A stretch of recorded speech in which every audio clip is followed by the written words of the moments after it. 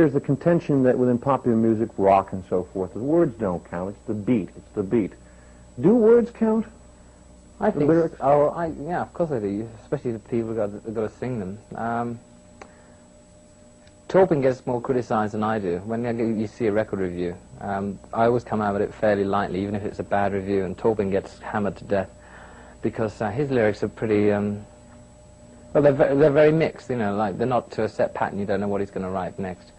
I like singing his lyrics. I must admit that the Captain Fantastic album was better for me to sing because it was a personal experience and I could relate to it. I hate that word. I could really relate to it. I have here, Elton, a first-off copy of the platinum album for Captain Fantastic. Yeah, I know. You're aware that the record was shipped starting this past Monday. Just give me the road. It almost shows up on here. This is a daily billing report where we show in 4 days of shipping Captain Fantastic, we have of our projected release 1,244,000 copies shipped and billed. I know, what the fuck am I going to do with it?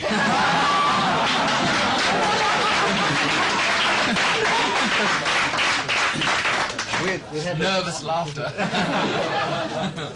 I've gone off the track now. Just words. Are they important? Yeah, but I they mean, do yes, count. of course. Yeah, I mean, if I'm writing a song and I see, say, She Packed My Bags Tonight, Pre-Flight Rocket Man, or something like that, I know it's not going to be a rock and roll song. I don't know.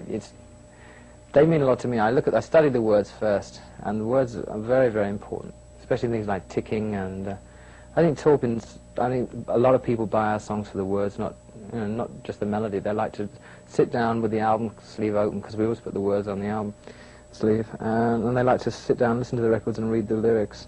I think they're very important. Apart from things like Solar Prestige Agamon, which was on the Caribou album, which I suggested that Bernie should do, and that he got crucified for. And I was jumping around saying, I knew you'd get crucified for that. Well, that was the song which was absolute. There was absolute God. There was no word in there that meant anything. Not really. It had 5 fishes in it, so we thought people might think it might be religious. Well, people are always reading things into our music. They do in everybody's music. Especially over here, they think there's hidden meanings in everything. They thought Bernie was anti-Jewish, anti-Catholic, unbelievable things. For example, like being anti-feminist in your Yellow Brick Road, because yet you had a tribute to Marilyn Monroe. Well, also the Madman Across the Water album was followed by Honky Chateau, and one person thought it was Madman Across the Water was about Richard Nixon, and then we followed up with White House, which was Honky Chateau. And far out, man, how did you think of that one? I'm thinking, oh dear. Elton, why did you change your name from Reginald Dwight to Elton John? Well, I didn't like Reg from the word go.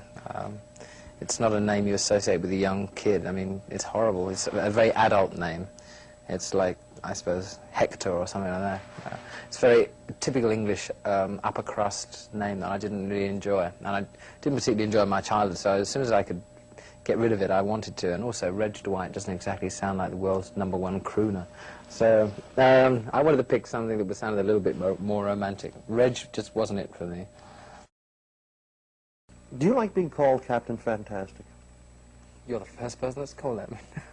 I think people will start calling me. I really haven't been called it very much. It's usually Hercules or Elt or Reg. So Captain Fantastic will make a pleasant change. You know? I've been called everything else. Why not Captain Fantastic?